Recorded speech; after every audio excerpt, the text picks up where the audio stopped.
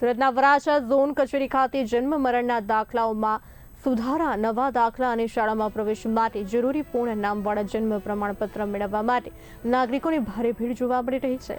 છેલ્લા કેટલાક દિવસોથી લાંબી કતારો લાગતા લોકો કલાકો સુધી રાહ જોવામાં મજબૂર બન્યા છે। ખાસ કરીને શાળા પ્રવેશ માટે જરૂરી દસ્તાવેજોની તાત્કાલિક જરૂરિયાતને કારણે વાલીઓ પોતાના નાના બાળકો સાથે પણ લાંબી કતારમાં ઉભા રહેતા જોવા મળે છે, જેને કારણે નાગરિકોમાં સંતોષ અને રોષ વ્યાપી રહ્યો છે।